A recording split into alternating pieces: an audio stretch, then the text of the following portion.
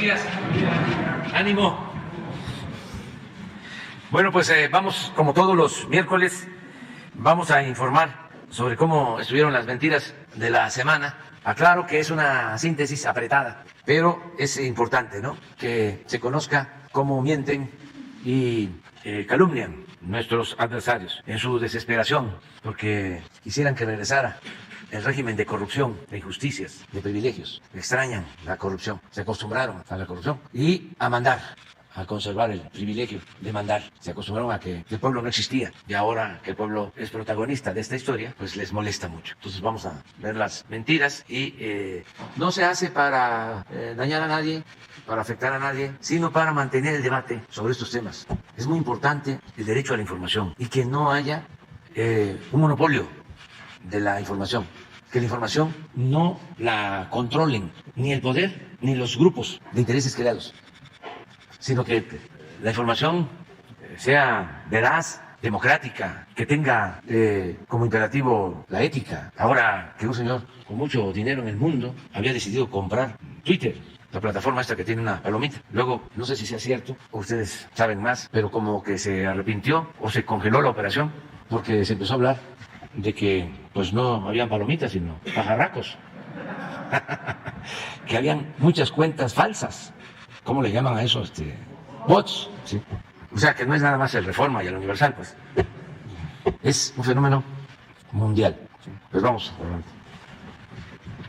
Con su permiso, señor presidente, buenos días a todas, a todos. Este es el quién es quién en las mentiras de la semana del 18 de mayo de 2022. Como dijo el presidente, este es un breve resumen. La primera, una vieja atribución del SAT. Quieren achacársela al gobierno de López Obrador para acusarlo de terrorismo fiscal. Pero la ley es del periodo neoliberal.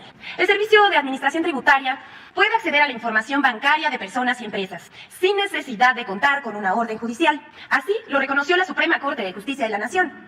La primera sala de la Corte aprobó una jurisprudencia que establece que el secreto bancario no opera si se trata de información que el SAT requiere para su fiscalización. Acto seguido, el 10 de mayo se emprendió una campaña de desinformación acusando al gobierno del presidente López Obrador de establecer terrorismo fiscal contra los ciudadanos. Esta ley no es nueva, es de gobiernos anteriores, no fue promovida en este sexenio. La resolución de la Corte se debió a un juicio de amparo que promovió un particular. Sin embargo, medios como Expansión, El Contribuyente y Forbes, y personajes como Max Kaiser, el Monero Calderón, acusaron al gobierno de terrorismo fiscal. La información que publican esos medios y personajes de la oposición es falsa.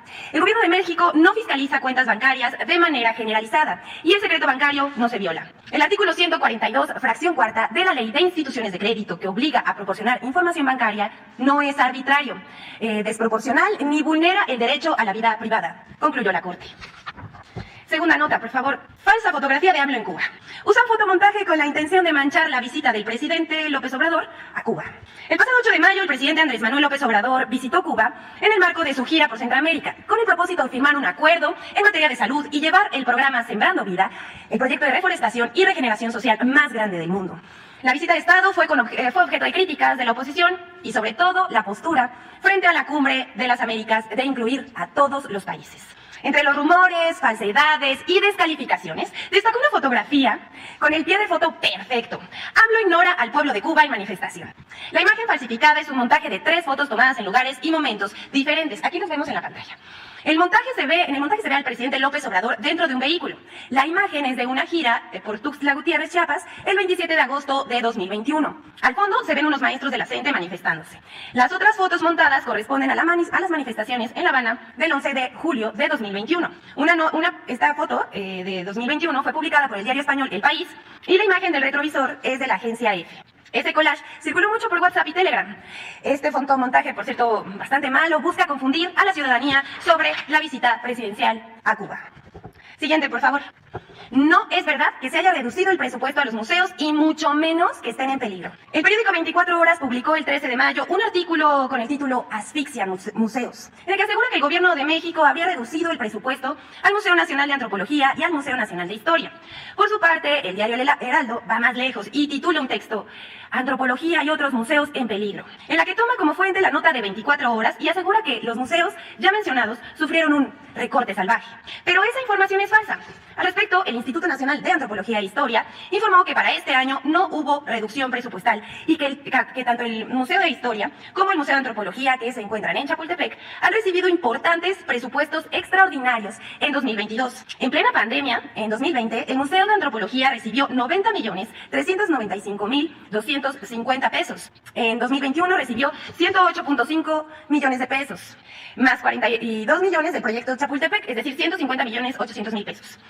El aumento es del 60%, no hay una reducción, y este año se espera ejercer un presupuesto similar. En 2021, el Museo de Antropología recibió un presupuesto histórico para realizar tareas como el dictamen y reforzamiento estructural del museo, la impermeabilización del cuarto de máquinas, el mejoramiento del almacén, oficinas de los trabajadores, el taller de diseño de museografía, el archivo técnico del Consejo Nacional de Arqueología, la remodelación total de la Biblioteca Nacional de Antropología e Historia y la reestructuración de las salas etnográficas del propio museo. Y es que no hay nada de qué sorprenderse. No pasa un día en que la oposición no invente mentiras alrededor de los proyectos que emprende el presidente López Obrador. Recordemos que los museos se encuentran dentro de Chapultepec y está el proyecto del bosque de Chapultepec, Naturaleza y Cultura, que abarca casi 800 hectáreas de bosque con un circuito cultural que abarca museos y otros espacios de recreación. Lo estamos viendo en pantalla. Son 12 kilómetros de manantial de la primera sección a la cuarta de Chapultepec, convirtiéndose en el bosque urbano más grande del mundo.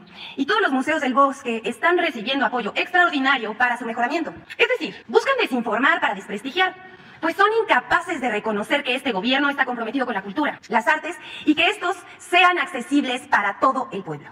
Siguiente, por favor. Los médicos cubanos y la falta de médicos en México. Tras el anuncio del presidente Andrés Manuel López Obrador de que se contratarán 500 médicos especialistas cubanos, porque hacen falta en México, en las zonas más pobres, se lanzaron con todo en medios y redes para criticar, desde lo más irrisorio hasta lo más mezquino, pasando por un anticomunismo absurdo y vil. Se ha dicho que los médicos cubanos le quitarán el trabajo a los mexicanos, lo cual es falso. Se ha dicho que son mano de obra esclava del gobierno cubano, lo cual también es falso. Dicen que es una estrategia para atraer agentes comunistas que cuestan fortunas de las que carecemos para infiltrar ideas. Todo lo anterior es absurdo y nada es cierto. Lo que sí es verdad es que así como los opinadores que se suben a cualquier tren para propagar infodemia, también hay usuarios que describen a la perfección la mentalidad opositora en México. Luego dijeron que los médicos cubanos ganarían 140,000 pesos, lo cual también es falso, como lo aclaró aquí el propio presidente de la República. Bueno, hasta aquí este tema, pero queremos concluir con el colmo. El colmo de lo absurdo. Inventan que un rapero famoso de Estados Unidos hizo una canción contra AMLO. Eminem se convierte en tendencia en Twitter por una canción que circula en redes sociales, en donde supuestamente se oye al rapero tirándole al gobierno de AMLO. Pero esta canción es falsa. No hay tal rap contra AMLO que haya compuesto y cantado Eminem. En un video editado, mezclado imágenes de los dos, que se viralizó en Twitter, en TikTok y en Facebook. Pero pues aclaramos, si les queda alguna duda, Eminem no ha compuesto ninguna tiradera contra AMLO y tampoco dedicó estrofas a hablar de las conferencias mañaneras del presidente de México. Todo esto es un invento. Y con eso terminamos la sección. Es cuanto, presidente. Muchas gracias. Es interesante la sección. Vamos a retomar algunas cosas, ¿no? Que está lloviendo. ¿Por qué no pones la primera? Te vamos a plagiar. Sí, esto es muy interesante. Es un proceso que viene de tiempo atrás y hasta ahora resolvió la Corte, pero no fue, como aquí se mencionó, una denuncia nuestra. Viene del sexenio anterior. Y ya aclaró la Corte. Además, el que nada debe, nada teme. ¿En qué quedamos? ¿No es la transparencia la regla de oro de la democracia? Sí, desde luego hay que cuidar la intimidad de las personas, respetar la intimidad de las personas. Pero todo esto tiene que ver con mecanismos para ocultar fraudes. Todo esto se creó en la época en que pues, no se pagaban impuestos, no se sabía nada. Tenían engañada a la gente de que había que pagar todos los impuestos, incluso de manera perversa. Manejaron durante mucho tiempo los defensores del neoliberalismo. El problema fiscal de México era porque no pagaban impuestos los de la economía informal, los ambulantes, los acomodadores de carros, los viene, que es el grave problema que teníamos en la política fiscal y que había que buscar formalizar a todos. Sí, desde luego, que hay que procurar que todos paguemos impuestos y dar facilidades para que haya economía formal, no informal. Pero, ¿qué era lo que prevalecía? Existía, desde luego, este fenómeno y sigue existiendo, pero ¿cuánto se podía recaudar con la gente que sale a la calle a buscarse la vida para mantener a su familia? ¿Cuánto? Muy poco. ¿En dónde estaba el problema de fondo? Lo que ocultaban de manera hipócrita, en que los de arriba, los de mero arriba, los de la punta del cerro, los de la punta de la pirámide, no pagaban impuestos. Lo que parezca increíble.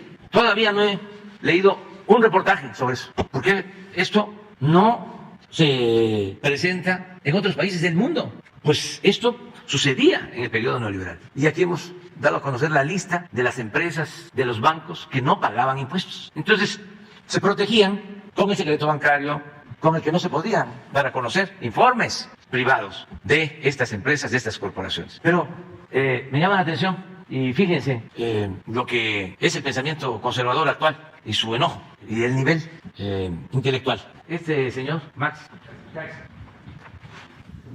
es de los más activos en contra nuestra. Creo que tuvo un cargo con Felipe Calderón. ¿Qué fue? Pertenece a Mexicanos a Favor de la Corrupción, de la Función Pública. Sí, de reforma. Pero miren, el nivel del análisis, su profundidad. Una semana normal de un aspirante a tirano. Ese soy yo, ¿no?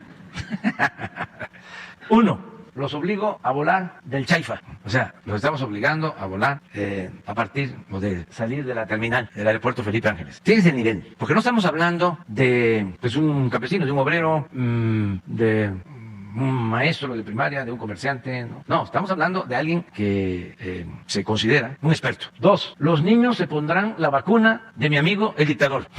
¿Qué significa esto? Los niños mexicanos se pondrán la vacuna de mi amigo el dictador. Debe de estarse refiriendo a el presidente de Cuba, Díaz-Canel. 3. Puedo violar el secreto bancario cuando quiera. De eso que hablábamos. 4. Inscribo a centroamericanos en el IMSS. O sea, si se hace un análisis de contenido sobre el pensamiento de este señor, es ultra conservador, facho. ¿Qué le afecta que trabajadores agrícolas de Guatemala, nuestros hermanos, que vienen a trabajar a las fincas cafetaleras de Chiapas, tengan seguro social? Hasta en el Antiguo Testamento se establece, no trates mal al forastero, al migrante, trátalo como hermano. Pero a lo mejor va el señor al templo, pero olvida la doctrina religiosa de cualquier denominación. La regenta, esta creo yo que es Claudia, ¿no? Es inocente porque yo lo digo, o sea, Andrés Manuel. Este es un prototipo. Pero no es el único. Ya dije, y lo voy a seguir repitiendo. Son millones que piensan así. Y yo respeto el derecho a disentir y la pluralidad y la diversidad. Y siempre he dicho que sería muy aburrida la vida si solo existiese una manera de pensar. Estoy en contra del pensamiento único. Pero es interesante la polémica, sobre todo para los jóvenes, porque esto predominó durante 36 años, este pensamiento. Era el pensamiento dominante. Estaba yo viendo, a ver, la segunda. Otro, ¿cuál es el de Calderón? No, ese es también, sí, es el monero más conservador. Está en el Reforma. Aquí ya no hay nada. Y tenemos diferencias desde hace 20 años y me da mucho gusto. Y yo creo que también a él. Somos correspondidos. Y a Sergio Sarmiento, ¿no? Lo mismo. Pásale, porque veis que hay otro sobre los médicos. A ver si. Pero quiero ver aquí está Sergio. Los médicos cubanos trabajan en México como mano de obra esclava. Pero para empezar, todavía no llegan. No solo se les entrega su salario, todavía no les entregamos salario porque todavía no están, sino que se les imponen restricciones violatorias a los derechos humanos. No hay nada todavía. Es un acuerdo que se ha suscrito. No me extraña de Sergio, por respeto a él. No voy a decir, además, ya he afinado Monsi, lo que opinaba. Sí, pero sí es ídolo de lectores de clase media, que quiere que los quemen en leña verde, en el Zócalo. Y al mismo tiempo promueve las campañas en contra del odio y de la polarización. Miren, en México no necesitamos supuestos doctores. Ya, resolvió de que no son doctores, están encomillados, cubanos. Contamos con notables médicos de las más diversas especialidades, pero por lo que no requerimos de apoyos y menos de agentes comunistas que cuestan fortunas, de las que carecemos para infiltrar ideas sacadas del bote de la basura. Debe estar vendiendo como 200, 300 mil libros cada vez que publica, si no es que más. Porque el pensamiento conservador en México, como en todo el mundo, pero aquí deben de mantener ese pensamiento. O sea, él tiene mucho potencial, porque deben de haber, pues yo calculo, como 25 millones que piensan así. Aprovecho para decir que en esta polémica de los médicos, primero, la salud no debe de tener frontera, es un derecho humano. Segundo, nosotros tenemos el compromiso, y lo vamos a cumplir, de garantizar el derecho a la salud. Algo que no han hecho nuestros opositores. Llegaron a tener de secretario de salud en el periodo neoliberal a un economista como secretario de salud. Nada que ver con la salud. De las familias más influyentes, porque representaban a Bacardí. Y ese fue secretario de salud. Ahora el secretario de salud nuestro, el doctor Jorge Alcocer, Premio Nacional de Ciencia. Años en consultorios, empezando a trabajar como pasante en el medio rural, investigador de la emérito, con publicaciones reconocido mundialmente. Bueno, vamos a garantizar ahora el derecho a la salud. Y se ofenden los señores todavía, luego de que cometieron, para decir lo menos, el error de dejarnos sin médicos, porque tenemos un déficit de médicos generales y especialistas. No hay especialistas en los hospitales fuera de las ciudades. Y qué bueno que se está tratando este tema para que en Benemérito, que hay un hospital del IMSS Bienestar con especialidades, nos hablen por teléfono hoy, o en Guadalupe Tepeyac, en Chiapas, y nos digan si hay especialistas, o donde están los hospitales, que nos hablen, si hay cardiólogos, si hay pediatras, si hay especialistas. Pero no solo eso, qué bueno que se da esta polémica, porque el martes próximo vamos a dar a conocer todas las plazas que tenemos disponibles en todos los lugares donde hacen falta médicos. Y se abre la convocatoria. No está de más decirles que en el Seguro Social y en el ISSSTE se repiten y se repiten las convocatorias para especialistas por años y no son ocupados los cargos. Pues vamos a dar a conocer aquí el martes con el compromiso de contratación de inmediato a todos los médicos con los mejores sueldos. Si estamos haciendo lo de Cuba es porque necesitamos los médicos y le agradecemos al pueblo de Cuba, al gobierno de Cuba, a los médicos cubanos por su solidaridad. Imagínense, si yo tengo el compromiso de que no falten los médicos, que no falten las medicinas, que se garantice el derecho constitucional a la salud, que deje de ser letra muerta, y no tengo médicos, pues de Cuba o de Estados Unidos o de Francia, de donde sea, pero que la gente sea atendida. ¿Saben? Una de las muertes más frecuentes, sobre todo en el medio rural, son los infartos, porque no hay cardiólogos, ni siquiera los medicamentos para que el paciente infartado resista y pueda llegar a un hospital y ser atendido. Y estamos hablando de cardiólogos, pero no tenemos la especialidad de intervencionistas, que son los que hacen cateterismo, y es una de las principales causas de muerte en el país. Pues yo no quiero eso. A mí me dio un infarto y me salvé porque estaba yo en la ciudad a media hora de un hospital, pero si tardo media hora más, no lo estaría contando. Entonces, ¿por qué no tener a los médicos? Y que sepan los conservadores, egoístas, hipócritas, que no vamos a dar ni un paso atrás. Es un timbre de orgullo tenerlos a ellos como adversarios. Gente sin convicciones, sin ideales, repito, individualistas, sin dimensión social, el típico conservador. Resuelve tu problema y dale la espalda al prójimo. Primero tú, luego tú, siempre tú. Ese es el pensamiento. No, lo respeto, no lo comparto. ¿Qué atractivo puedo tener de conversar con Sergio Sarmiento? Yo creo que es recíproco, pues nos aburriríamos. ¿Sí? A mí me daría mucha flojera. Yo creo que también a él para ser parejos. ¿No hay otra? Bueno, ahora vamos. La 3, 4, 5, 6 y 7. Ahí. Ya. ¿Dónde lleguemos? No, pero acá tenemos 3 que quedaron para el lunes. No, pero ya, vamos a empezar. Ya está en exhibición la pistola que me mandó hacer y para regalarla el presidente Madero a Francisco Villa. Ya está en el Museo de Antropología, se puede ver. Está en la exposición La Grandeza de México. Ya la colocaron y es historia, es algo muy importante, relevante. Bueno, vamos a ir intercalando contigo primero. Buenos días, presidente. Diana Benítez, del periódico El Financiero. Justo siguiendo con esto que comentaba, para no crear estas suspicacias en torno a la contratación de médicos cubanos, insistir en que si se puede hacer público el convenio de colaboración con Cuba y cómo será esta contratación de médicos. Y también, hablando de contratos, la Suprema Corte de Justicia de la Nación confirmó que se mantengan en reserva los contratos de vacunas. ¿Usted está de acuerdo con ello? Justo acaba de decir que la transparencia pues es la regla de la democracia. Sí, en el primer caso se quedó de que ayer se iban a entregar los acuerdos que se firmaron. Si no se ha hecho, se entregan hoy. Firmamos acuerdos en materia de salud con el gobierno cubano, ahora que fui a La Habana, que tiene que ver con los médicos, que tiene que ver también con la formación de médicos generales que quieran formarse en una especialidad, que tiene que ver con medicamentos, con vacunas, todo completo se va a entregar. Acerca de la resolución de la Corte, pues aunque sea legal y nos piden a nosotros información, no la vamos a negar. ¿O serían públicos los contratos con todas las farmacéuticas? Todo. No tenemos nada que ocultar. Que el ministro, bueno, algunos de los ministros argumentaban que esto podría complicar que posteriormente el gobierno pueda adquirir vacunas con estas farmacéuticas porque están en las cláusulas. Aunque legalmente la Corte haya resuelto, nosotros no tenemos problema en dar a conocer la información. O sea, son vacunas que se compran con farmacéuticas y se entrega todo. Además, lo tenemos que hacer en nuestro informe a la auditoría de la Federación. Entonces, sin problema. Es una decisión de la Corte que vamos a respetar. Podemos decir nosotros no, pero entregamos todo. Sí, eso es lo que estoy pidiendo, que haya transparencia completa, que todos digamos cuánto ganamos, y los machuchones y sus voceros La gente no sabe o no sabía que Loret de Mola ganaba 35 millones de pesos al año.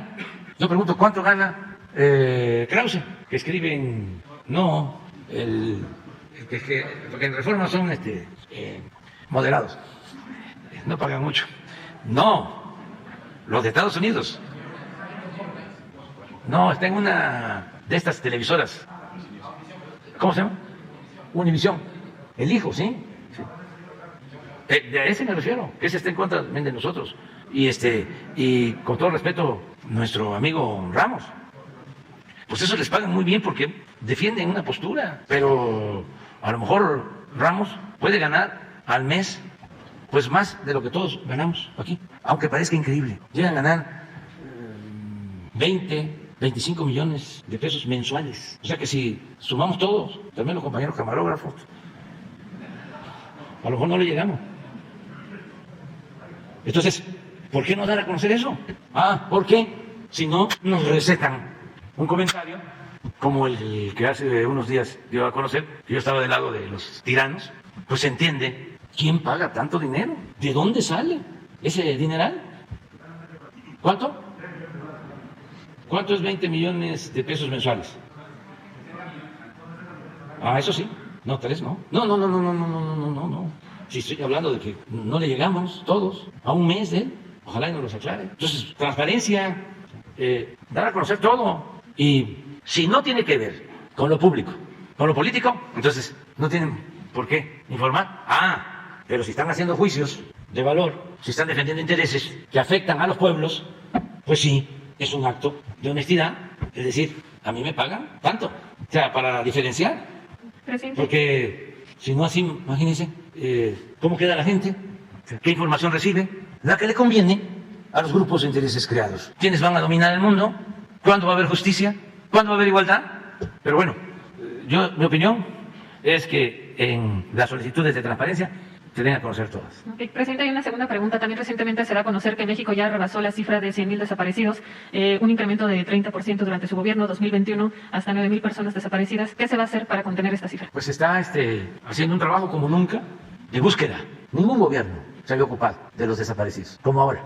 Toda la Secretaría de Gobernación está dedicada a eso. Y a buscar fosas clandestinas, porque no se debe de olvidar de que hubo una guerra contra el narcotráfico y durante esa guerra murieron muchos y los desaparecían. Entonces nosotros cuando llegamos asumimos la responsabilidad de buscarlos y de ayudar a los familiares y es lo que estamos haciendo, sin ocultar nada. ¿Pero a qué atribuye este incremento durante su gobierno también? O sea, que haya 2021 aparece con 9,000. Puede ser que los buscamos y que antes no. Es algo parecido al feminicidio, que antes no se consideraba como un delito con esas características, los asesinatos de mujeres. Y a partir de que llegamos, se empezó a clasificar, que es también otra nota, ¿no?, de toda la prensa conservadora, hipócrita, que cuando se desató la guerra, en el tiempo de Calderón, en vez de oponerse y de repudiar esa decisión fatal, la aplaudieron. Aquí lo hemos visto varias veces, en el índice de letalidad. ¿Por qué no lo vuelves a poner? Si esto es lo formal, imagínense lo que no se daba a conocer, lo que pasaba y no se sabía. Esto fue una guerra. Esto apenas son los enfrentamientos registrados. Y estos son los muertos registrados en agresiones con Fuerzas Armadas. 1,076 agresiones en el 2011. 1,076. Y miren, heridos y detenidos. Menos que muertos. ¿Por qué? Porque los remataban. Porque era una guerra. Ahora, si esto pasa en la formalidad, ¿qué sucedía en la clandestinidad? Que no es suficiente. Ojalá y tuvieran un poco de vergüenza nuestros adversarios para que un día, en un análisis autocrítico, le pregunten a Calderón por qué solapó a García Luna y por qué lo convirtió en su brazo derecho, su secretario de seguridad. ¿Por qué no se habla de eso? Es como ahora, lamentable lo del asesinato racista en Estados Unidos. ¿Dónde está el documento de protesta de los diputados de la Unión Europea? Pero en general, ¿dónde está la información? ¿Se minimizó? Pues es un asunto gravísimo, doloroso. Entonces sí es importante el papel de los medios. Entonces vamos a que un día, a ver si la semana próxima, nos explica Alejandro Encinas y todo su equipo lo que ha sucedido con los desaparecidos. También en el marco de este dato que se dio, pues los familiares de desaparecidos pues acusan de que cuando usted estaba en la oposición, cuando era candidato, cuando era presidente electo, pues se reunía con los familiares de estas víctimas, pero ahora ya no se da. ¿Algún encuentro? Siempre me he reunido con ellos, siempre me he reunido con ellos. ¿Se mantiene ese compromiso? Sí. Y es un asunto de convicciones. Nosotros no somos falsos. Presidente, ya una tercera pregunta. Pues ayer hablaba del cariño que le tiene a, a la jefa de gobierno, al canciller Marcelo Ebrard, pues que se perfilan como aspirantes a la candidatura de Morena. En ese marco, el senador Ricardo Monreal dijo que él no se dejará en su idea de también aspirar a esta candidatura en días pasados. Pues tiene derecho todos. ¿No lo excluye? ¿Cómo? ¿No lo excluyen dentro de las corcholatas? No. Hay muchos y muy buenos, mujeres y hombres, afortunadamente, en el movimiento de transformación. Los demás no me meto. Presidente. Ahí se revolvieron mucho, es una mezcolanza. Pero tienen también a Claudia X González, puede ser Alejandro Morán, puede ser Alfredo del Mazo, Margarita Zavala, Lili Telles, Chumel, que es de estos intelectuales. Moreno. Cuadri. ¿Dijo que no? ¿Paul? Ah, sí, pero eso no. ¿Eso hasta qué? ¿Sí? ¿Ya? ¿Pero ya se agotó el proceso? Porque todavía hay. Pero bueno, sí hay. Loret, todos somos Loret. Presidente, rápido, en la encuesta del Financiero del lunes, tanto Claudia Sheinbaum como Marcelo Ebrard prácticamente salían empatados. ¿Usted considera que están empatados en posibilidades de competir? No me meto ya, eso ya es mucho, ya. Gracias, sí. Lo que sí debe de quedar muy claro, y eso lo tenemos que lograr entre todos, es que se acabe la práctica antidemocrática del tapado, y lo vamos a lograr. Sheila. Que quedó pendiente. Vamos a ir alternando. ¿Sí nos va a alcanzar el tiempo? Sí, vas a llegar. Buenos días, presidente. Shaila Rosagel, corresponsal del Grupo Gili, el Imparcial de Sonora, la Crónica de Mexicali, Frontera de Tijuana. Presidente, preguntarle cuáles van a ser los temas que va a tratar con los pueblos originarios de Sonora en esta gira de fin de semana. Si ya le adelantaron algo los series antes de que usted acuda para allá el domingo, sobre si van a aceptarlo de dejarle cazar el borrego cimarrón. Y también de Sonora, preguntarle cuándo va a entrar en operaciones el hospital de especialidades que se inauguró en septiembre. El gobernador Durazo dijo la semana pasada que hay algunas fallas en el sistema eléctrico y que se requieren 96 millones que el INSABI va a aportar y que ya tiene la mitad del dinero. ¿Cuándo quedaría listo para entrar en operaciones? Sí, pues vamos a tener reunión con los grupos indígenas de Sonora. Vamos a estar viernes, nos vamos el jueves en la tarde, porque el viernes temprano va a ser la reunión de seguridad en Obregón y también la rueda de prensa. Y luego nos vamos con los guarijidos y vamos a estar también con los mayos. Y luego vamos con los yaquis, con los eris. Y vamos también a la sierra, nos regresamos hasta tarde del domingo. Vamos a tener estas reuniones y vamos a tratar varios temas. Lo de la cuestión de salud, el hospital que estás mencionando. Hoy tengo una reunión para ver lo que se está haciendo en cada región. Me van a acompañar los servidores públicos que atienden, que están trabajando ya en distintos programas, y vamos a estar el fin de semana, como acordamos, en Sonora. ¿Qué secretarios lo van a acompañar, presidente? Van a ir secretarios y subsecretarios, van básicamente los encargados de la operación de las obras.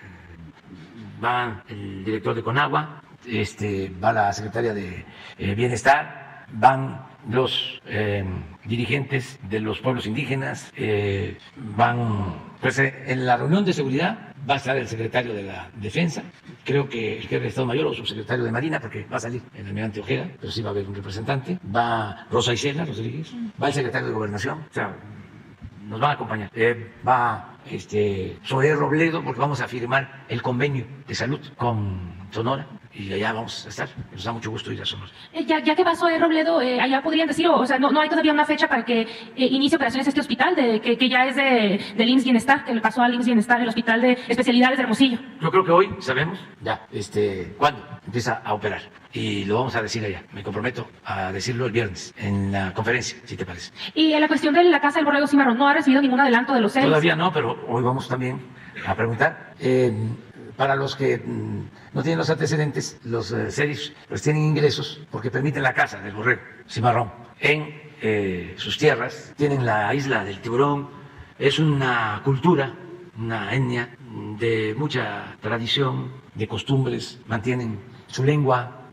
Es de las culturas más extraordinarias de México. Y por necesidad, pues tienen ellos que obtener estos recursos. Hay cazadores que pagan para cazar a borregos que están en las tierras, en las islas. Entonces, la propuesta que les estamos haciendo es de que se cambie esa actividad por la observación, que puedan ir a observar el borrego cimarrón sin cazar. Pero como no va a ser lo mismo en términos económicos, nosotros les estamos ofreciendo ayudarlos para que tengan sus ingresos y que ellos ayuden como guías de turistas, de gente que quiera ir a conocer esas bellezas también naturales, esa costa de Sonora y la importancia de esa cultura. Hacen las mujeres los collares más bellos que he visto, algo excepcional. Yo tengo la dicha de que cuando voy me dan un collar y tengo una cajita que guardo para que cuando llegan visitantes distinguidos les doy un collar, que es algo espléndido. Entonces vamos allá de nuevo y tenemos que ayudarlos con lo del agua, que es otra demanda que tienen, y se hicieron exploraciones y no fue buena el agua, que está cerca de las comunidades, de modo que no descartamos el hacer pozos a distancia y hacer un acueducto, pero en eso estamos. Gracias, presidente. Ya en una segunda pregunta, ¿cómo va el proyecto del segundo piso del distribuidor vial que se anunció en febrero en Tijuana? Si tiene algún avance de cómo va ese proyecto. Y también preguntarle, el lunes comentó que el canciller iba a sostener una llamada con el secretario de Estado, Anthony Blinken, que iban a hablar sobre lo de la cumbre, o sea, ver qué temas platicaron, si hablaron de la cumbre o algún otro tema, si se realizó esta llamada. Sería todo, presidente. Gracias. Sí, se está viendo lo de la cumbre. Hoy hay una llamada. No, porque al senador responsable le afectó el COVID. Sí, entonces lo vamos a hacer como en teleconferencia. Pero sí nos vamos a reunir a las 11:30. Sí va a estar el embajador, sí va a estar Marcelo Ebrard. Sí, no sé si aquí o con él, pero sí va a estar, sí va a participar el embajador, que es Salazar. Lo otro que hablabas, me preguntabas. Sí, hoy tenemos una reunión a la 1 de la tarde para ver todas las obras del fideicomiso de aduanas, y ahí está incluido lo del segundo piso en Tijuana, por la línea fronteriza, como también el camino para acortar la ruta de Chihuahua al puerto de Guaymas, que también lo vamos a dar a conocer en Sonora, sobre el avance de esas obras que se van a llevar a cabo. En Camino Nuevo, de Chihuahua a Guaymas, va a permitir un ahorro considerable de tiempo, la carretera nueva. Entonces vamos a informar también, ya tenemos los recursos y todo. Muy bien, seguimos aquí con Miguel. Muchas gracias. Muy buenos días, señor presidente. Muy buenos días a todos. Señor presidente, Reyes Razo, su servidor. En vísperas, no sabíamos que el señor senador se había contagiado, pero ¿cómo lidia el presidente de México? ¿Cómo esgrime? ¿Cómo argumenta? ¿Y cómo defiende su postura ante actitudes hasta arrogantes que no son nuevas? En 1972, el presidente Luis Echeverría Álvarez, que tenía por costumbre decir que esto se escuche muy bien en Washington, entonces le aplaudían a rabiar, pero conforme crecía la ovación, añadía, pero también en Pekín y también en Moscú. Entonces se desalentaba un poco o mediaban las cosas. En 1972 se disponía a ir a China, y los Estados Unidos, presidente Nixon, se oponían, y hicieron ver que no era conveniente, que no querían. Y súbitamente, la víspera de que emprendiera el viaje, salió de La Paz, Baja California, y lo despedimos, yo trabajaba para Notimex entonces, se presentó el señor David Rockefeller, nada más, a desayunar en Los Pinos. Teníamos el problema que quería resolver su paisano, el ingeniero Rovirosa Aguade, del canal Mohawk, el agua de Salín, que estaba llena de salinidad del Colorado, y que salinizó una parte del Valle de Mexicali. Un gran, y era arrogante en la entrega de aquella agua. En el 75, el presidente Echeverría dice: sionismo es racismo. Decreta los grandes promotores del turismo en el mundo, judíos. Un gran boicot que mató a la industria turística mexicana, y que muchos años después, estando yo en Jerusalén, platicando en Relaciones Exteriores, me dijo quién iba a ser embajador en aquellos entonces, en 1992 quizá. México le clavó una espina al corazón de Israel. Y como ya no hay 77, ya no hay alineados, ya no hay tercer mundo, vamos a exigirle al presidente Carlos Salinas que retire ese voto a la hora convenida. Y le dijo: oiga, pero el convenio, pero el boicot, no han pagado nada. Eso que los dejó en la miseria, dijo, no ha pagado absolutamente nada. El presidente Miguel de la Madrid sufre en febrero de 1988 en Mazatlán unos desaires y unos ataques de la prensa norteamericana, encabezado por Jack Anderson y su asociado Van Atta. Lo acusaban de narco, la muerte del agente Camarena y el embajador de los Reyes allá en Washington era terrible. ¿Qué hacer? El presidente me dice, entonces me llama familiarmente, tocayo, hay mexicanos que me piden que yo me enemiste con los norteamericanos, que pelee con ellos en defensa de... No voy a ser arrogante, dijo el presidente, porque esos desplantes los paga el pueblo. Usted tiene frente, ha llegado el señor Kerry, casi como que hace años vino súbitamente el señor Rockefeller. ¿Cómo lidia usted y cómo quiere proteger su posición en la cumbre de las Américas? ¿Cómo fía usted en cuáles son sus argumentos y sus razones para su posición? Mira, Miguel, Gracias. hay un fundamento, ¿no? Legal, y todos debemos de saberlo. En nuestra Constitución se mandata al presidente de la República a cumplir principios en política exterior, en el artículo 89. Y los dos principios básicos son la no intervención y la autodeterminación de los pueblos. Y si revisamos el porqué de estos principios, vamos a encontrar de que existe la inspiración en la política que delineó en una frase el presidente Juárez: entre los individuos como entre las naciones, el respeto al derecho ajeno es la paz. Un presidente de México no puede omitir esos principios. Eso por lo que corresponde a la legalidad. Pero también yo considero que es necesario un cambio en la política exterior del mundo. Ya no es posible seguir, en el caso de América, con la doctrina Monroe, ni con la consigna de que América para los americanos, ni mantener las pugnas que se originaron durante la Guerra Fría. Es el momento de inaugurar una etapa nueva en la relación de los países de nuestro continente, de nuestra América, no caracterizados por la hegemonía, por el predominio, por el injerencismo, por las imposiciones, sino por las relaciones de amistad, de cooperación, de unidad de los pueblos. Y creo que es el tiempo. Política, entre otras cosas, es tiempo, es el momento. Y creo que la cumbre podría ayudar a iniciar una política nueva, y le tengo confianza al presidente Biden. Creo que él podría dar este paso y hacer atrás toda esa política anacrónica, injusta, de subordinación, de falta de respeto a la independencia, a la soberanía de los pueblos, de los países. Y tengo ese sueño de que en Los Ángeles nos unamos todos y comparten ese punto de vista, porque no es solo nuestro, otros pueblos, otros gobiernos. Y, repito, creo que el presidente que podría iniciar esta nueva etapa, convertirse en el conductor de esta nueva política en América, es el presidente Biden. ¿Tiempo de oportunidad, señor presidente? Es un tiempo de oportunidad y de recoger lo mejor en las relaciones de Estados Unidos con los países de América, porque tú has hecho mención a retórica, discursos, hechos de confrontación, pero también han habido momentos estelares. Lo que fue para América la política del presidente Franklin Delano Roosevelt, la política de buena vecindad. En el caso de nosotros fue extraordinaria. Su relación con el presidente Cárdenas, como la relación del presidente Lincoln en su momento con el presidente Juárez. No es un afán de confrontar, es llamar la atención de que podemos, es el momento de buscar una reconciliación. Además, no somos lo mismo, cada pueblo tiene su idiosincrasia, somos independientes, claro que vamos a tener diferencias, pero podemos dialogar, podemos, de acuerdo a lo que establece también el artículo 89 de nuestra Constitución, resolver las controversias por la vía pacífica, solución pacífica de las controversias. ¿Por qué no dialogamos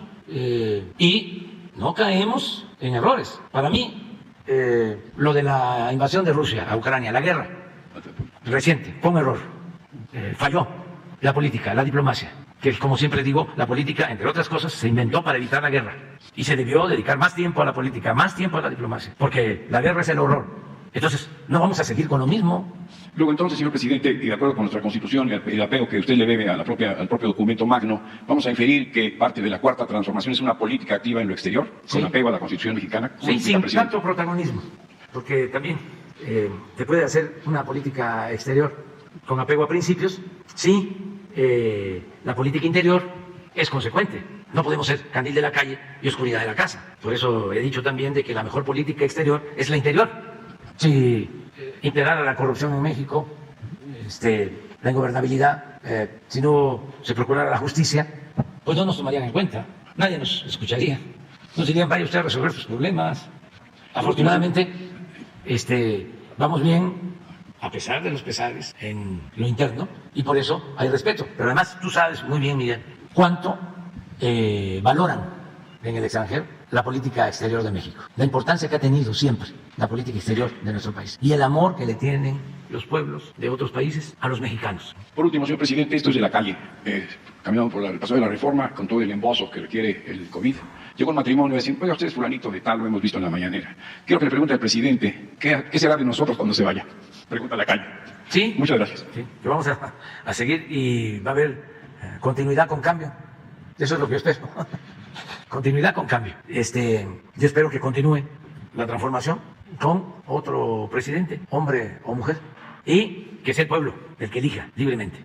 Pero tenemos la fortuna de contar con un pueblo excepcional, el pueblo de México. Y no olvidemos que eso se origina, se lo debemos a nuestros antepasados, a los que crearon las grandes civilizaciones en México. Ese pasado glorioso que es el que le da la grandeza a México. Por eso no olvidemos nuestras culturas, no olvidemos nuestro pasado, no olvidemos de dónde venimos y no les hagamos caso a los que piensan que el México profundo es cualquier cosa, es nada. Y no confundamos educación con cultura, porque ya sería insistir demasiado, pero un intelectual de los de más fama llegó a referirse de manera despectiva de un pueblo de Oaxaca. Oaxaca es de los pueblos con más cultura en el mundo, pero ese intelectual no sabe de eso y es una eminencia en otros terrenos, pero no conoce la cultura de los pueblos. Por eso vamos de gane por la grandeza cultural de México. Así viene Hans, se prepara Hans. Sí, aquí está, vamos en la lista, ya estamos saliendo. Buenos días, presidente. Jocelyn Gutiérrez, corresponsal de la Lista News. Quisiera retomar el tema que expuso ahorita mi compañera sobre que México rebasó las 100,000 personas desaparecidas. Con este contexto, también mencionar que esta cifra va en incremento desde el 2006. Y con este contexto quisiera yo exponerle, presidente, que las recomendaciones en los mecanismos de la ONU señalan que se debe delimitar la participación del ejército en las tareas de seguridad y que esta política no sea permanente, debido a la estrecha relación que tiene con el tema de desaparecidos en el país. Mi pregunta es si usted está dispuesto a llevar a cabo esta recomendación. Y si me permite realizarle dos preguntas más, por favor. Bueno, yo pienso que son cosas distintas, ¿no? Y debemos de actuar con juicio práctico y con argumentos. Puede ser que ideológicamente no nos guste la participación del ejército en tareas de seguridad pública, ¿no? Pero si esa participación se lleva a cabo con respeto a los derechos humanos y no hay en los mandos superiores la intención de reprimir al pueblo, ya eso hace una diferencia considerable. O sea, no podemos ser maniqueos en estos casos. Si al ejército se le da orden de llevar a cabo masacres limpias y de rematar a heridos, pues eso es reprobable, eso es inhumano y es una responsabilidad. Y no solo eso, ese es un delito de quien ordena ese proceder, pero ahora son cosas distintas. Nosotros no tenemos hechos de represión. Han habido algunas cosas que nosotros lamentamos, se han corregido, pero se puede observar en recomendaciones de derechos humanos y en los datos oficiales, porque no permitimos la represión. Bueno, hace poco hasta se burlaban de que unos presuntos delincuentes iban detrás, ¿sí?, de los militares y pusieron algunos que el ejército había sido humillado. O sea, ¿qué querían? Que los enfrentaran y que se produjera una masacre. O otro caso tan sonado también por esa mentalidad, lo de Culiacán, lo de la detención y liberación del hijo de Guzmán Loera. Pues hicimos la valoración que iban a significar más de 200 muertos y dijimos no, además inocentes, hasta de familias de quienes no tenían que ver. Muy cuestionado. Es distinta nuestra política, completamente distinta. Entonces, claro, dejaron crecer tanto. Es lo mismo, el pensamiento dominante que se arraigó del diente por diente, ojo por ojo, la ley del talión. Y el que a hierro mata, a hierro muere. Sí, ponlo, porque es importante, porque este es el debate. Pon lo que dijo el que fue gobernador de Coahuila, cuando Calderón, cuando estaba en su apogeo la represión, Moreira, pero es además una mentalidad. Y no es solo Calderón, pues no estamos hablando de este jefe editor, que es de los que más venden, no es para picarle la cresta a Krause, pero este Moreno yo creo que vende 100 veces más que Krause. y está planteando que a los opositores hay que quemarlos en leña verde, en el Zócalo. Entonces, no es una persona, yo creo que se regodeaban en eso los gobernantes. ¿Se acuerdan cómo era? Se ponían enfrente de las cámaras. Quiero que se sepa, que se oiga bien, que se oiga lejos. No me va a temblar la mano. Vamos a poner orden. Y solo le faltaba decir eso, pues. Ojo por ojo, diente por diente. Aunque nos quedemos chimuelos todos. Y tuertos o ciegos. Pero eso era. Este sí tiene pantalones. Una actitud ahí machista, ¿no? Y ellos rodeados de guardaespaldas. Carlos con blindaje, no sé cuánto espesor. No. La paz es fruto de la justicia. Lo encontraron. Está difícil. No, es que es parte de lo que tenemos que debatir entre todos. O sea, ¿cuál es la forma más adecuada de enfrentar, la más eficaz, la más humana, de garantizar la paz y la tranquilidad? Eso es lo que quiero. Entonces, nosotros hemos estudiado mucho sobre esto, conocemos el país, conocemos la idiosincrasia de nuestro pueblo, sabemos lo que pasa en las familias, la descomposición social que se originó durante el periodo neoliberal, la desintegración de las familias, y eso nos lleva a decir, vamos a actuar de esta manera, que no significa complicidad, que no significa impunidad, contubernio, porque si saludo a la mamá de Guzmán Loera, ¿por qué la saluda? ¿Cómo no voy a saludar a la señora, a una anciana? Que voy yo a una gira y ella va a encontrarme junto con otros. Es un acto público. Entonces, imagínense que no me bajo de la camioneta porque es la mamá de Guzmán Loera y me puede ir mal en mi imagen. ¿Qué va a decir cualquiera de estos personajes? Hubiera sido como la imagen que presentó hace unos momentos. Hubiera sido como la imagen que presentó hace algunos momentos, que según estaba ignorando a las personas de Cuba. Algo así hubiera sido. Sí. No, pero si me pongo a pensar que no, estoy tranquilo con mi conciencia. Mi tribunal, sí, es mi conciencia. Entonces me bajé, ¿sí? Y fui donde estaba ella a saludarla y ya. ¿Y qué se me quita? ¿Qué pierdo?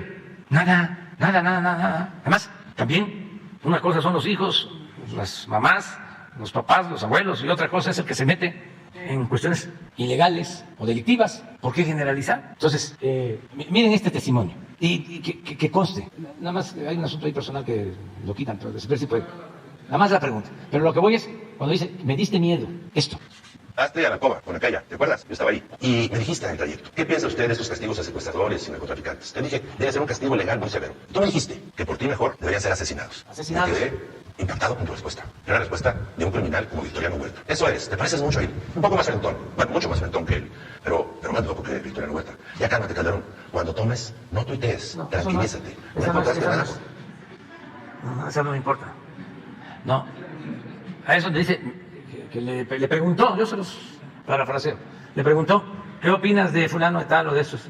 Y a ver, pónganlo para que no vaya a pensarse que estoy inventando. Esa parte que dice, me diste miedo, Felipe. Presidente, en lo que van buscando en este segmento, ¿pudiera pasar a la segunda pregunta? Sí. Usted en múltiples ocasiones aquí en la mañanera ha comentado que comunicadores de redes sociales son mejores que muchos periodistas, pero a su vez su gobierno solo ha reconocido a 9 personas como periodistas asesinados en lo que va del 2022, que son a la fecha son 138 días. En realidad suman 12. ¿Nos pudiera decir cuál es el criterio de su gobierno para determinar quién es o no periodista? Y si también usted nos pudiera comentar o mencionar 3 acciones que vaya a tomar su gobierno para la protección de comunicadores en México, más allá del informe de cero impunidad y del mecanismo de protección a periodistas, por favor. Sí, podría haber algo más todavía para proteger a los periodistas. Acerca de el número, yo creo que el 20, que es el informe de seguridad, le voy a pedir a la secretaria de Seguridad que informe. Porque dices... Son 12 periodistas 12, y de hecho hay una discrepancia de nosotros 3. Consideramos... Que son 9. 9. Bueno, eso, si te parece, el viernes lo explica. El 20. Sí, el 20, que sí, ese es que cumplimos el mes para el tema de seguridad. Entonces haría un análisis puntual de cada caso para volver, digamos, a analizar si sí cumplen las especificaciones de ustedes y son periodistas. Sí, o no. pero que ellos expliquen por qué no los consideran periodistas. O sea, que nuestros funcionarios. Correcto. Y sí. Entonces, de momento, su gobierno no ha delimitado otras acciones que vaya a implementar para la protección de periodistas. Pues sí, todas las que se puedan aplicar y las estamos llevando a cabo. Y estamos atendiendo todos lo relacionado con amenazas y la seguridad de los periodistas. Trabajamos todos los días en eso y se ha avanzado, se está avanzando. Les diría que no prevalece la impunidad en delitos. No quisiéramos pues, que nadie perdiera la vida. Por eso lo más importante es cuidar, prevenir. Otra consideración que se debe de tomarse en cuenta es que no es el Estado. Nosotros no mandamos a censurar a nadie, o sea, menos a quitarle la vida a alguien. Y en casos en donde participan autoridades locales, se tienen documentados y se castiga a quien sea. Tenemos más casos de los lamentables asesinatos de este año que se relacionan con la delincuencia organizada, donde han actuado gentes de la delincuencia organizada, de los grupos de delincuentes. Eso es lo que se ha registrado más, pero que se dé una explicación el viernes sobre esto. Sobre el informe que me comenta del 20 de mayo, ¿habrá también algún cambio en el mecanismo de protección a periodistas? Porque hay que recordar que varios periodistas asesinados tenían protección del Estado y también se denuncia por parte de algunos compañeros que hay omisiones de parte del mecanismo porque dicen que no hay como pruebas contundentes para justificar que tiene amenazas o que corre riesgo su vida por su ejercicio Y periodístico. ya se está haciendo una revisión. Yo creo que cuando venga Alejandro Encinas, que va a venir a explicar, a informar sobre los desaparecidos, le vamos a pedir sobre la explicación del funcionamiento de la protección a periodistas. Lo vamos a hacer, si les parece, la semana próxima. O sea, el viernes informamos sobre seguridad y la semana próxima sobre lo de desaparecidos y el mecanismo de protección a periodistas. Perfecto, presidente. La última pregunta que tengo para usted es más bien comentarle el caso de Juan Alonso Santizo. Es una migrante indígena de Guatemala, quien lleva 7 años en prisión preventiva en Tamaulipas. Es acusada de secuestro, sin embargo, no hay pruebas en su contra para poder sentenciarla. La misma ONU ha emitido recomendaciones a México para su liberación después de haber confirmado que fue detenida arbitrariamente y que sufrió tortura durante el proceso. ¿Usted sabía algo respecto al caso y si pediría a las autoridades de Tamaulipas su liberación? No tenía información, pero voy a informarme y mañana doy respuesta a este caso. Perfecto. Y ya por último, presidente, para poder cederle la palabra a mis compañeros, ¿cuándo tiene previsto una reunión con los padres de los 43 normalistas de Ayotzinapa? Todavía no está programada, pero sí, nos reunimos periódicamente. Por lo general es cuando tenemos información, va bien la investigación, eso es lo que puedo comentarles, vamos bien, es un compromiso que tenemos, no hemos dejado de trabajar en la investigación y pronto vamos a tener la reunión con los padres. ¿Tienen ¿no qué? Después. Vamos con Hans, ya se terminaron los 3, vamos Hans, de los 2 que quedan, y queda Carlos Pozos. Ya nos fuimos ya nos pasamos. Adelante. Sí, buenos días, presidente. Hans Salazar, de Noticiero en Redes. A propósito de todos estos temas, traigo concretamente en temas de seguridad estos. En la Ciudad de México, el 19 de abril, aquí traigo los documentos, se señala a la policía que está bajo el mando de la alcaldesa Lía Limón de Álvaro Obregón, tortura. Se le está acusando a esta policía de tortura. De hecho, traigo los documentos levantados ya en la Comisión de Derechos Humanos. Y aquí, ¿por qué plantearlo de esta manera? Porque incluso se hicieron ya también las denuncias en la Fiscalía de la Ciudad de México. Es señalada la policía que está bajo el mando, se contrata, de hecho es un esquema muy particular, a diferencia de los municipios del país, usted lo sabe. Pero aquí hay un registro nacional de detenciones, hay un sistema nacional de detenciones, y es por eso que traigo el caso. Esto fue padecido por un vecino del Álvaro Obregón cuando estaban demoliendo que contiene un muro de contención de lluvias por el tipo de suelo que tienen en el Álvaro Obregón. Por parte de la alcaldía fueron a reclamar vecinos porque les afectaba y pues en estos reclamos llegó a la policía por parte del Álvaro Obregón a cargo de esta alcaldía, de la alcaldesa, y empiezan a someter a un menor de 16 años. Llega el tío, lo trata de defender, empieza a grabar. Y ese fue el pecado, porque la policía también lo somete y se lo lleva. Y aquí traigo cuál vehículo se lo lleva. ¿Qué número de patrulla? La AO02-3. Esta patrulla se lo lleva a una parte con poca gente, que le llaman la corbata, es un corredor donde hay industria, y lo empiezan a torturar de acuerdo al dicho de esta persona. Lo empiezan a patear, a pisotear, porque lo que le pedían era el celular para borrar la evidencia de lo que le habían hecho a su sobrino de menor de edad. Como no accedía, lo siguieron torturando y se lo llevaron a una agencia. Pretendieron levantar una denuncia de robo de un radio. Al no poder cuadrar esta falsedad, intentaron llevárselo a otras agencias, pero él también no cedía, la persona sometida, y estuvo así más de 2 horas y media aproximadamente, aquí están los documentos, pues retenida ilegalmente por parte de los elementos de la policía y de la patrulla que le estoy mostrando, de este número. Posteriormente, al no poder hacer esto, van a una agencia de la Miguel Hidalgo. Y como no cedía la persona en aceptar algo que no había cometido, lo llevan al juez cívico. Lo que ya querían era deshacerse del tema porque ya se había reportado al gobierno de la Ciudad de México. Esta persona, pues ya iba golpeada, ya iba con miedo, le lograron quitar el celular, que era lo que ellos querían. Sin embargo, se empezó a hacer más grande el problema, cambian de patrulla y ese es el punto. En el Sistema Nacional de Detenciones aparece que a las 3:55 p.m. es remitido a un juzgado en la Miguel Hidalgo. Esas 2 horas y media de la detención que estuvieron intentando estos patrulleros entregarlo por algún otro tipo de delito, pues no lo pudieron hacer, pero hubo este tipo de faltas graves de tortura, repito, y son cosas bastante delicadas que suceden en la Ciudad de México. La alcaldesa, Lía Limón, empieza a tuitear, aquí traigo los tweets, dice a las 18:20 fue atendida la persona remitida al juzgado cívico y agradezco al consejero jurídico de la Ciudad de México que haya puesto orden donde debe de haberlo, negando la retención ilegal de esta persona, encubriendo en todo caso el señalamiento de tortura de estos policías. Finalmente, presidente, comentarle que esto ya están levantadas las actas, pero preguntarle sobre el Registro Nacional de Detenciones, que depende de la Secretaría de la Seguridad Ciudadana Federal, donde vienen estos horarios que no coinciden con esta detención, porque además dicen que lo levantaron cerca de una tienda que no existe, de una colonia de una calle que no existe. Es decir, el nombre no existe en la propia Álvaro Obregón. Dan datos completamente falsos. Si se pudiera cotejar este tipo de documentos oficiales para ver y pedir en las cámaras a la autoridad correspondiente ver esta patrulla y comprobar que en el Sistema Nacional de Detenciones se falseó información en este caso, porque bueno, pues con eso se están cubriendo. Este sería mi primer tema, presidente. Muy bien, pues vamos a entregar el documento a Rosa Isela Rodríguez de Seguridad Pública, que tiene que ver con ese censo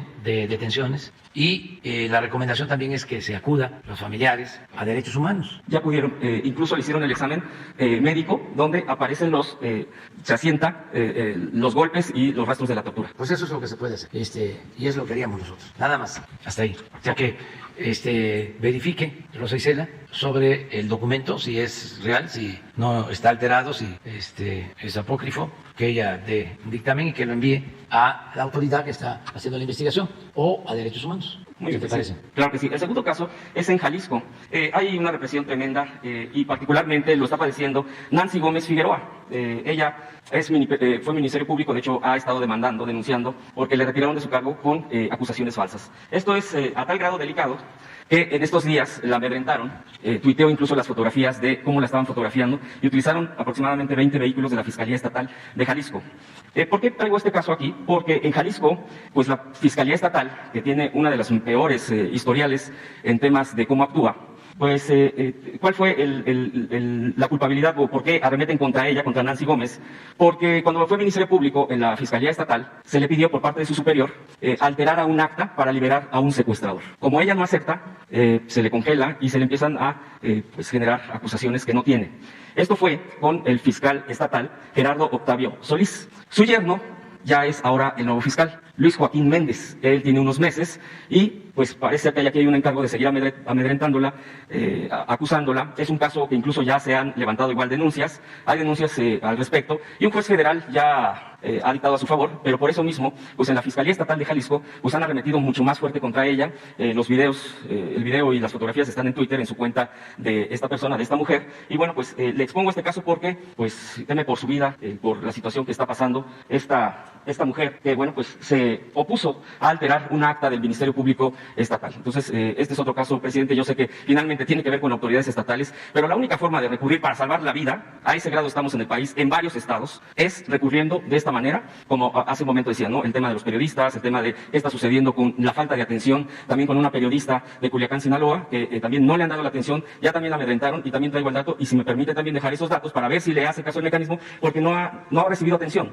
Y aquí traigo el dato también de esta otra periodista, y bueno, pues son los que le vengo a exponer, presidente. Prácticamente me aboco a este tipo de denuncias, porque bueno, sabemos perfectamente que también si se expone aquí, es como también empiezan a reaccionar varias autoridades estatales. Esa es la vergüenza que la verdad debería de tener diversos funcionarios, que solamente así hay personas que prácticamente dicen quizás sí salvo la vida, porque estos están sobre de uno, y máxime en los estados parecen varios gobernadores se sienten virreyes. Entonces, pues eso es lo que les pongo, presidente. Muy bien, vamos a sí, le entrego toda la información. Sí, con Jesús, en los dos casos estos, lo de Nancy y lo de la periodista de Sinaloa. Sí. Bueno, les propongo, nada más falta, hay que felicitarnos, porque nada más nos quedó pendiente uno.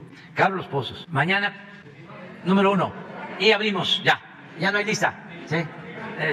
Se acabó la lista. Ya. Mañana.